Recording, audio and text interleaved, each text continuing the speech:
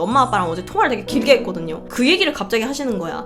엄마 아빠가 제가 직업이 많이 바뀌었는데, 그리고 이제 엄마 아빠가 처음에는 이 송사비라는 캐릭터를 직업군의 일부로 인정을 안 하는 거지. 너는 본캐지 뭐 이러면서 이거는 그냥 취미생활 아니야? 이렇게 하시다가 요새 여러분을 보면서는 우리 딸이 진짜 좀 멋있는 일을 하는 것 같다고 생각을 하시는 것 같아. 여러분도 나한테 힘이 많이 되고 나도 여러분들한테 힘을 주려고 애를 쓰고 있거든요. 그게 서로가 되게 긍정적인 에너지라는 거지. 수익을 보고 인정을 한다는 건 거리가 멀어요. 엄마 아빠가 항상 하시던 말이 직업군을 완전 수익으로만 정할 수는 없다. 물론 먹고 사는 일이긴 하지만 당연히 수익은 많으면 좋죠. 고고익선이 좋은 건 당연한 이야기인데, 그것보다는 내가 이 일을 어떤 목적으로 하고 있는가, 삶에 있어서 가장 중요한 자세는 내가 뭔 생각을 하고 사는가죠. 그래서 그런 걸 놓고 봤을 때 이 직업이 엄마 아빠가 보시기에는 되게 건강한 직군 같나 봐요.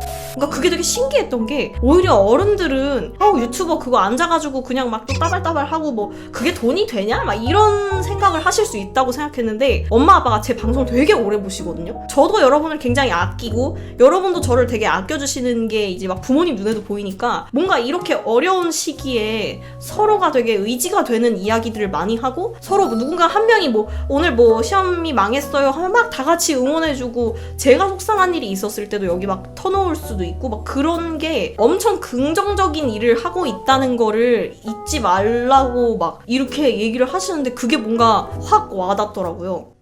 분명히 제가 처음에 유튜브를 하고 있어 이렇게 얘기할 때만 해도 아빠가 막 얘는 진짜 애가 되게 별나다. 왜냐면 제가 막 중학교 때는 연예인 하겠다고 막 나대고 다니고 그랬기 때문에, 저희 집은 또 다 교육자 집안이어서 그냥 얌전하게 선생님으로 살면 좋겠는데 막 얘는 왜 이렇게 막 나대고 다닐까 우리 딸은, 이러면서 막 지금은 아빠가 막 되게 좋아하시고 이거를, 그리고 너가 진짜 좋은 방향을 좋은 때에 잘 틀었던 것 같다, 시도를 정말 좋은 시기에 한 것 같다, 그런 얘기를 해주시더라고요. 그게 좀 신기했어. 어제는 유교 걸 집안이래. 맞아요, 저 완전 유교 걸이야. 태어나면서 두둥등장 외치면서 태어나지 뭐 약간 그런 스타일이에요. 진짜 어릴 때 관종력 진짜 장난 아니었고 끼가 많았던 것 같아. 근데 음대 나온 사람들 대체로 그래요. 그런 정도의 끼와 자신감이 없으면은 무대에 서겠나? 음악했다 하면 한 4살 때부터 전공을 잡게 되는 경우가 많으니까 한 5살 때부터 계속 콩쿨 무대에 서는 거예요. 보통 깡과 기로는 못하죠. 그래서 제가 음대 나온 사람 만나지 말라고, 제가 그래서 음악하는 사람 만나지 말라고 하는 거예요. 성격 안 좋다고. 죄송합니다.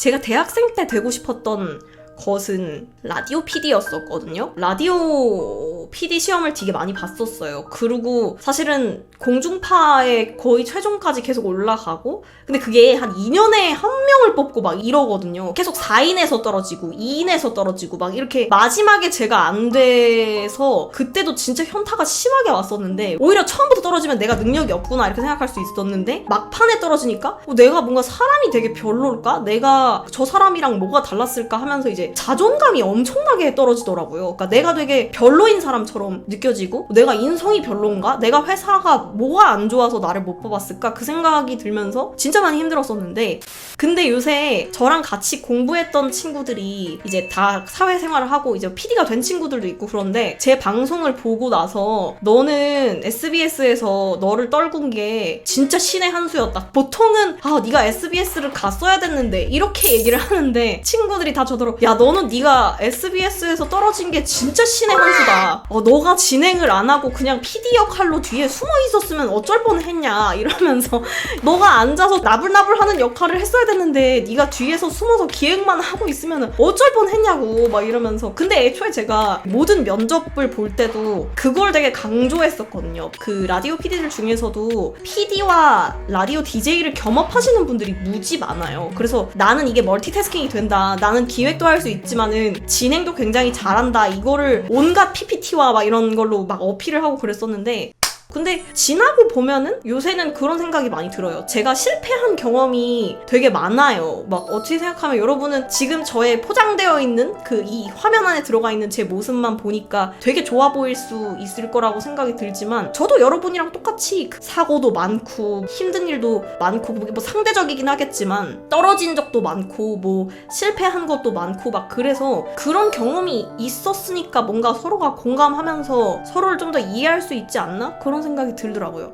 요새는 어떤지 모르겠는데 제가 최종 면접이었을 때는 합숙 면접도 있었거든요. SBS는 아나운서도 합숙하나 보던데요? 이러시는데 아니야, 다 같이 가요. 모든 직군이 심층 면접에 통과하면 예능 PD, 교양 PD, 시사 PD, 아나운서, 라디오 PD, 뭐 카메라 감독 전부 다 같이 숙소에 처박혀가지고 2박 3일 동안 미션을 해요. 되게 재밌었어. 그리고 이제 둘째 날에 투뿔 등심 사주시더라고요. 한우 플러스 2개를 처음 봤어. 그걸 보고 우와 막 이러고 어쩔 테냐. 아나운서 팀이랑은 자주 마주쳤었어요. 언론고시라고 하잖아요. 방송사 시험 치는 걸. 그래서 언시 준비할 때 제가 되게 많은 스터디에 들어가 있었는데 그때 3개월 정도를 공부를 같이 했었던 아나운서 친구도 최종에 올라왔더라고요. 그 친구가 술에 많이 취해가지고 뒤풀이 자리에서 술에 왕창 취해서 저를 보자마자 갑자기 막 울면서 그때 3개월 때 그렇게 친하지 않았었는데 아침마다 신문을 같이 읽었던 스터디였었거든요. 근데 갑자기 막 울면서 막 너무 보고 싶었다고 막 그 알지. 취한 사람 특징. 안 그래도 막 서럽고 무섭고 이 면접 때문에 경직돼 있는데 갑자기 되게 오랜만에 이 사람을 만났더니 그 막 근데 술김이야. 그래서 막 울면서 와 하는데 아나운서들은 또 일반 직종이랑 다르게 진짜 풀 메이크업을 항상 하고 있더라고요. 머리 세팅부터 풀 메이크업을 한 상태였는데 제가 걷다 대고 야야야 너 속눈썹 떨어진다. 너 울지마. 야 너 면접 자리에서도 예뻐야지. 야 너 속눈썹 떨어진다. 울지마. 막 이랬던 기억이다. 아나운서도 진짜 힘들죠. 아나운서가 전 직군 중에서 경쟁률이 제일 세죠.